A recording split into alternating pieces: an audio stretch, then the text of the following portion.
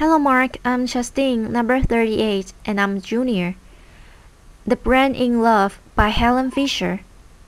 I and my colleagues are Aaron and Lucy Brown and others have put 37 people who are madly in love into a functional MRI brain scanner. 17 who were happily in love, 15 who had just been dumped, and we are just starting our third experiment, studying people who report that they are still in love after 10 to 25 years of marriage.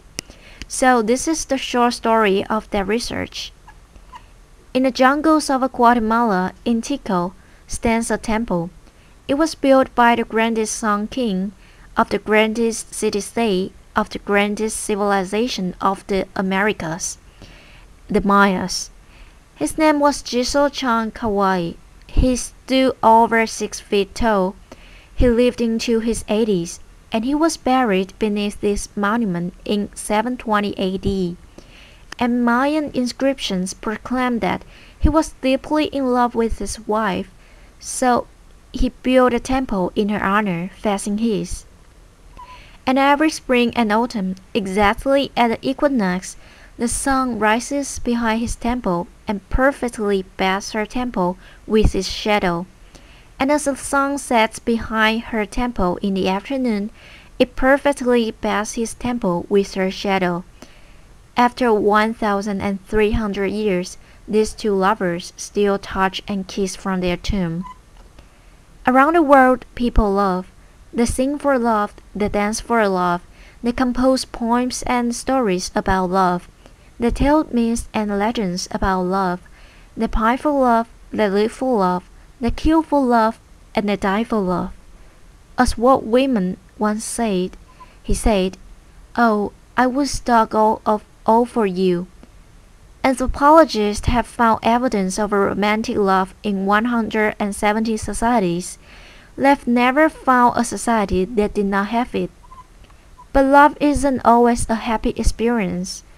In one study of college students, they asked a lot of questions about love, but the two that stood out to me the most were, have you ever been rejected by somebody who you really loved? And the second question was, have you ever dumped somebody who really loved you? And almost 95% of both men and women say yes to both. Almost nobody gets out of love alive. So before I start telling you about the brand, I want to read for you what I think is the most powerful love poem on earth. There's other love poems that are, of course, just as good, but I don't think this one can be surpassed. It was told by an anonymous Kawaki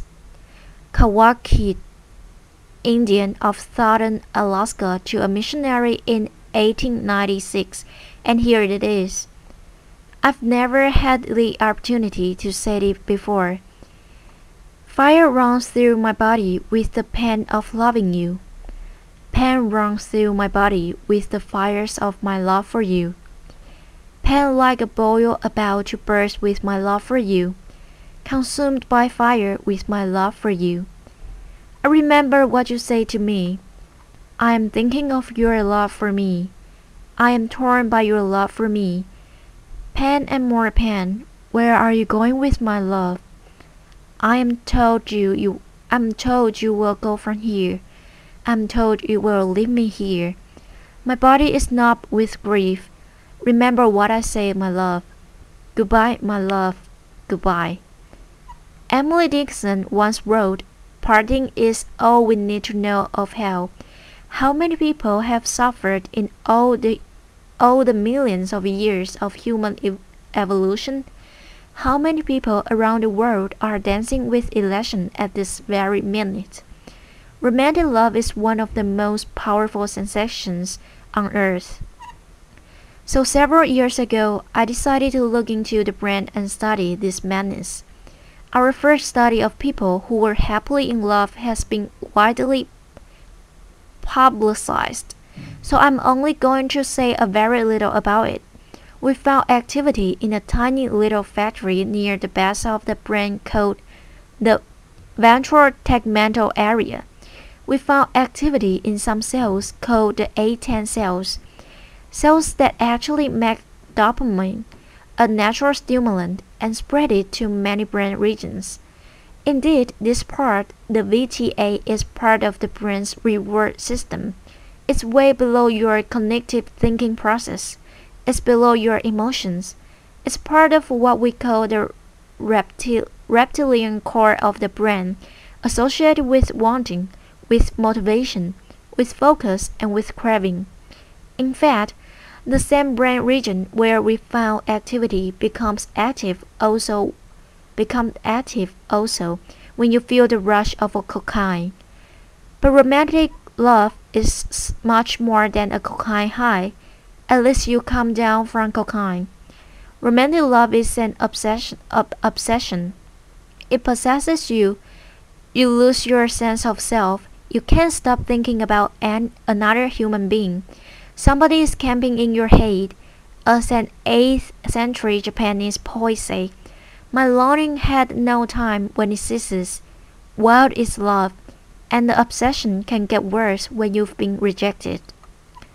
So right now, Lucy Brown and I, the neuroscientists on our project, are looking at the data of the people who were put into the machine after they had just been dumped. It was very difficult actually putting these people in the machine because they were in such bad shape. Laughter. So anyway, we found activity in 3 brain regions. We found activity in the brain region, in exactly the same brain region associated with intense romantic love. What a bad deal, When you've been dumped, the one thing you love to do is just forget about this human being and then go on with your life. But no, you just love them harder. As the poet Terence, the Roman poet, once said, he said, "The less my hope, the harder my love." And indeed, we now know why. 2,000 years later, we can explain this in the brain. That brain system, the reward system for wanting, for motivation, for craving, for focus, becomes more active when you can't get what you want. In this case, life's greatest prize, an appropriate mating partner. We found activity in other brain regions also. In a brain region associated with calculating gains and losses. You are lying there, you are looking at the picture, and you are in this machine, and you are calculating, what went wrong.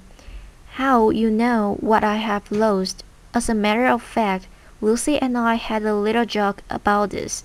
It comes from a David Mamet play, and there's 2 con artists in the play, and a woman is calling the man, and the man looks at the woman and says, "Oh, you're a bad pony, I'm not going to bet on you." And indeed, it's this part of the brain, the core of the nucleus accumbens. Actually, this is becoming active as you are measuring your gains and losses. It's also the brain region that becomes active when you are willing to take enormous risks for huge gains and huge losses. Last but not least, we found activity in the brain region associated with deep attachment to another individual. No wonder people suffer around the world, and we have so many crimes of passion. When you've been rejected in love, not only are you engulfed with feelings of a romantic love, but you are feeling deep attachment to this individual. Moreover, this brain circuit for reward is working, and you are feeling intense energy, intense focus, intense motivation, and the willingness to risk it all to win life's greatest prize. So what have I learned from this experiment that I would like to tell the world? Foremost, I have come to think that romantic love is a drive, a basic mating drive, not the sex drive. The sex drive gets you out there, looking for a whole range of partners. Romantic love enables you to focus your mating energy on just one at a time, conserve your mating energy, and start the mating process with this single individual. I think of all the poetry that I've read about romantic love, what sums it up best is something that is said by Plato over 2,000 years ago. He said, "The God of love lives in a state of need. It is a need. It is an urge. It is a homeostatic imbalance. Like hunger and thirst, it's almost impossible to stamp out. I've also come to believe that romantic love is an addiction, a perfectly wonderful addiction when it's going well, and a perfectly horrible addiction when it's going poorly. And indeed, it has all of the characteristics of addiction. You focus on the person, you obsessively think about them, you crave them, you distort reality, your willingness to take enormous risks to win this person. And it's got the three main characteristics of addiction. Tolerance, you need to see them more and more and more. Withdrawals, and last, relapse. I've got a girlfriend who's just getting over a terrible love affair. It's been about 8 months. She's beginning to feel better, and she was driving along in her car the other day, and suddenly she heard a song on the car radio that reminded her of this man, and she not only did the instant craving come back, but she had to pull over from the side of the road and cry. So one thing I would like the medical community and the legal community and even the colleague community to see if they can understand that indeed romantic love is one of the most addictive substances on earth. I would also like to tell the world that animals love. There's not an animal on this planet that will copulate with anything that comes along. Too old, too young, too scruffy, too stupid, and they won't do it. Unless you are stuck in a laboratory cage, and you know, if you spend your entire life in a little box, you are not going to be as picky about who you have sex with. But I've looked in 100 species, and everywhere in the wild, animals have favorites. As a matter of fact, ethologists know this. There are over 8 words for what they call animal favoritism: selective perceptivity, mate choice, female choice, sexual choice, and indeed there are now 3 academic articles in which they've looked at this attraction, which may only last for a second, but it's a definite attraction, and either this same brain region, this reward system, or the chemicals of that reward system are involved. In fact, I think animal attraction can be instant.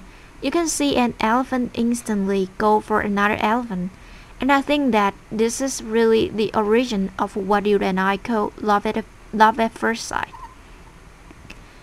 People have often asked me whether what I know about love has spoiled it for me, and I just simply say heartily. You can know every single ingredient in a piece of chocolate cake, and then when you sit down and eat that cake, you can still feel that joy. And you certainly I made all the same mistakes that everybody else does too, but it's really deepened my understanding and compassion, really, for all human life.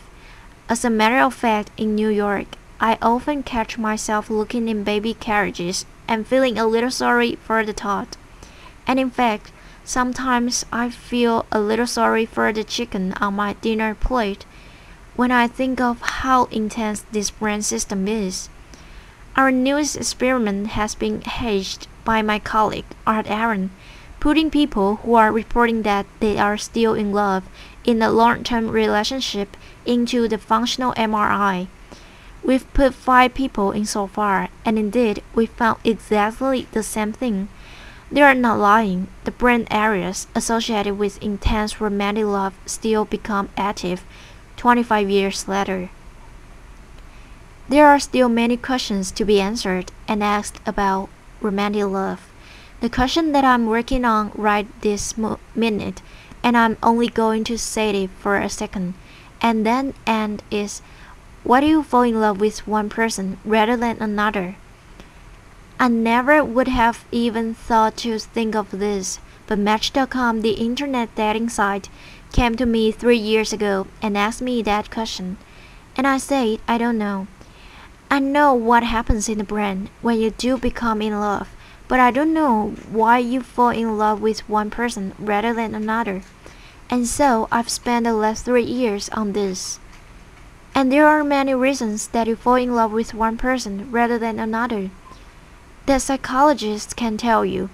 And we tend to fall in love with somebody from the same social economic background, the same general level of intelligence, the same general level of good looks, the same religious values.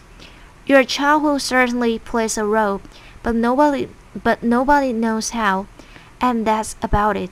That's all they know.